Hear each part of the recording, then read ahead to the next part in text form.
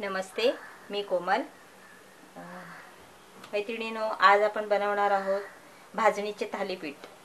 आणि भाजणीचे थालीपीठ बनवण्यासाठी मी हे कणिक घेतलेलं आहे 1 कप। थालीपीठाची भाजणी आपण बनवलेली आहे, तुम्ही पाहू शकता व्हिडिओज मध्ये। हे पीठ जेव्हा बाहेर काढतो, कणिक थालीपीठाच्या भाजणीचं कणिक जेव्हा बाहेर काढतो तेव्हा असा एक छान सुगंध सुटलेला असतो घरभर, छान असं मस्त।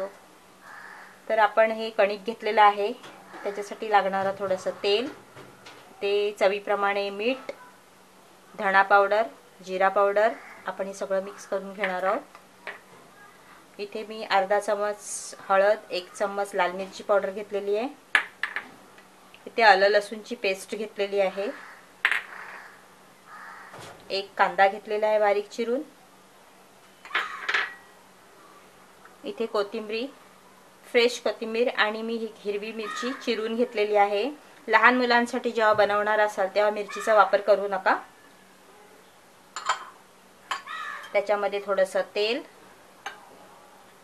त्याच्यामध्ये लागलंच तर आपण आणखीन भाजणीचं पीठ वापरणार आहोत। हे सर्व एकत्र छान मिक्स करून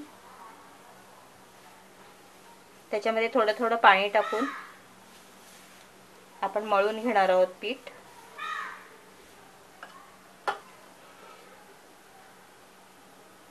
त्याच्यामध्ये मी अजून अर्धा कप भाजणीचं पीठ टाकते आणि आता हे छान असं मिक्स करून झालेलं आहे। आपण थोडं थोडं पाणी घालून पीठ मळून घेऊया, छान असा त्याचा गोळा तयार करून घेऊया। टोटल मी ह्याच्यामध्ये 1.5 कप भाजणीचं पीठ वापरलेलं आहे। भाजणीच्या पिठाचा अरोमा पूर्ण घरभर पसरलेला आहे, अतिशय छान असा खमंग सुगंध सुटलेला आहे। आता आपण हे पीठ छान आपलं पीठ छान मळून झालेलं आहे। त्याला आता थोडंसं अगदी 1 चम्मच तेल लावून छान असा गोळा करून ठेवून देऊया 5 मिनिटं।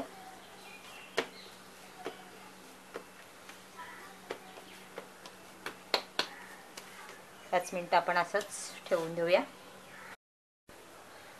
आपण गॅसवरती तवा ठेवलेला आहे, 5 मिनिटं आपण झालेली आहेत। तवा आपला छान गरम झालेला आहे, त्याच्यावरच आपण तेल टाकणार आहोत।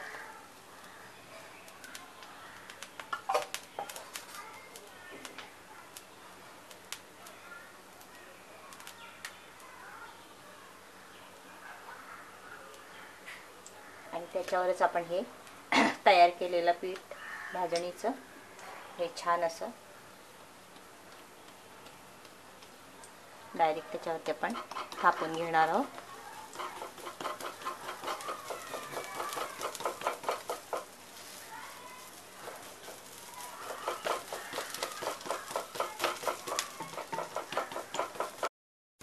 अशा प्रकारे आपण तव्यावरती छान असं थापून घेतलेलं आहे। त्यातच आपण छोटे छोटे होल करणार आहोत। होल नाही केले तरी चालतात, पण व्यवस्थित असं शिजण्यासाठी होल करायचे। हे गरमच आहे, त्याच्यामध्ये आपण थोडं थोडं तेल घालूया।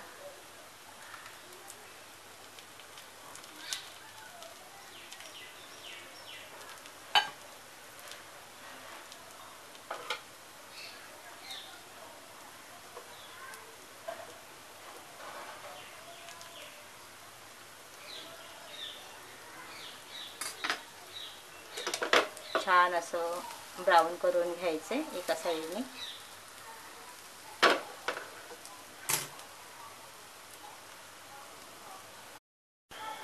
बघूया आपण पलटी करून।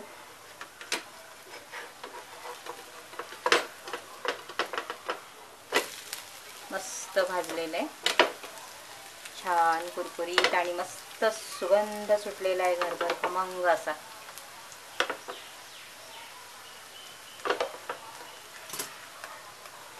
हे थालीपीठाचे जे कणिक आहे आपण मळून घेतलेलं आहे, हे तुम्ही प्लास्टिकच्या पिशवीवरती थापलं तरी चालेल, एखाद्या प्लास्टिकवर किंवा एखाद्या कपड्यावरती थापलं तरी चालेल। त्याच्यावरती थोडंसं तेल लावायचं आणि थापून घ्यायचं, किंवा तव्यामध्ये डायरेक्ट थापलं तरी चालेल. छान खमंग असं सकाळी किंवा संध्याकाळी नाश्त्यासाठी एकदम पौष्टिक असं हे थालीपीठ आपण तयार केलेलं आहे. सर्व धान्य डाळी मिक्स करून.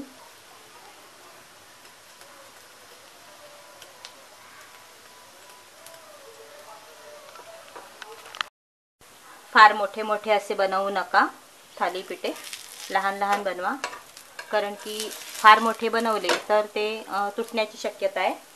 मी आता गॅस बंद करते. अशा प्रकारे लहान लहान बनवून लहान मुलांना आपल्या टिफिन बॉक्समध्ये वगैरे द्यायला असे पौष्टिक असे थालीपीठ आपली तयार आहेत.